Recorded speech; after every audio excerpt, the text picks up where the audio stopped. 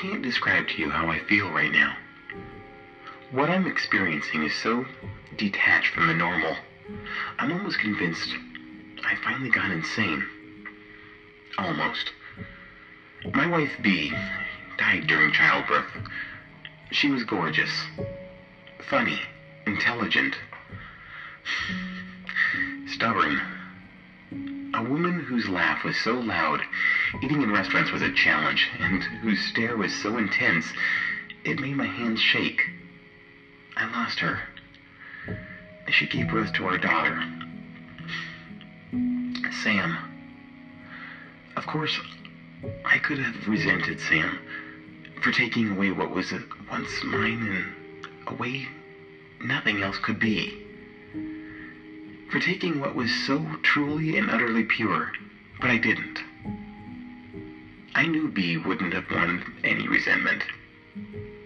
She wouldn't have wanted our only child to have a life ruined by hate. But this isn't about grief. This is about the physical sucker punch of losing forever something you loved. This is about something far more sinister. My daughter was lively, always running and screaming, leaping up and down the climbing frame, causing havoc in her nursery classes. So for her 6th birthday, a trip with friends to the movies had left her so pent up with energy, I could barely keep up with her as she dipped and dodged between people on the pavement. She'd occasionally turn back through the sea of people and shout, "Daddy, come on," in a tone that was almost petulant. I couldn't help but love her. I tried to chase her. I really did. She was too busy looking at me when she dashed out into the road, and the bus didn't have time to stop. A sickening crunch, and the world fell silent. I cradled her broken form in my arms, too numb to weep, too hurt to move. All I could feel was the warm blood gently seep onto my clothes. In the state of shock I was in, I could just think about how I was going to wash my jeans. It sounds horrid, I know, but a loss like this, a loss like that tears everything away from you, and it leaves you with only the bare thought process that makes us human.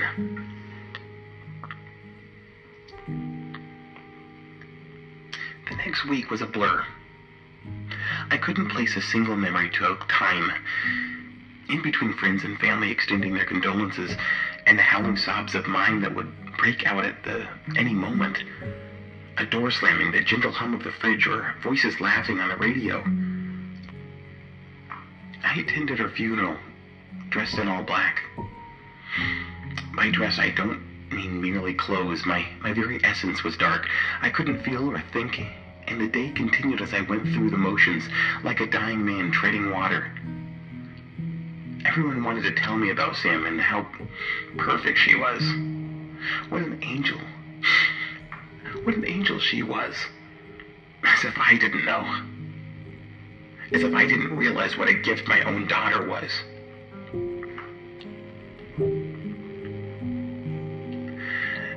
The man stood out from the rest as he walked up to me and handed me this large leather book.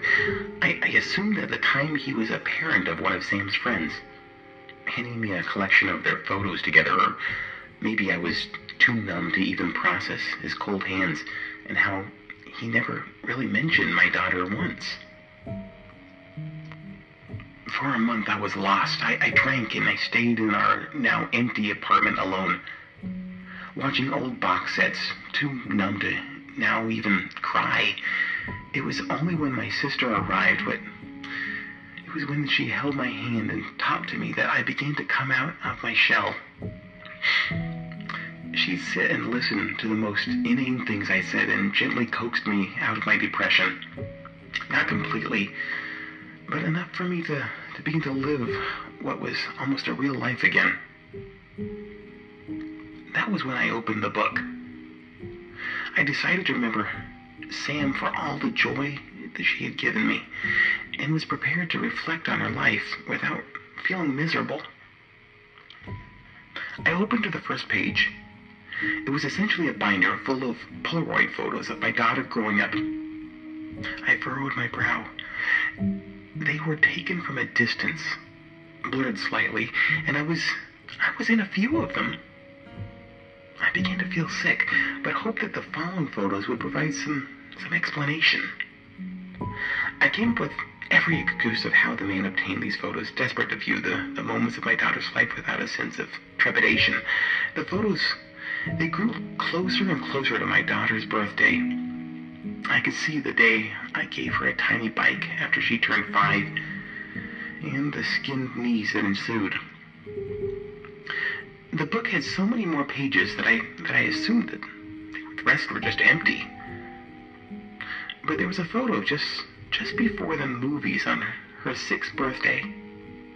I could recognize the pink raincoat she insisted on wearing and my hands on her shoulders. There was no photo of the crash. Instead, her life continued inside this book. Her 7th birthday.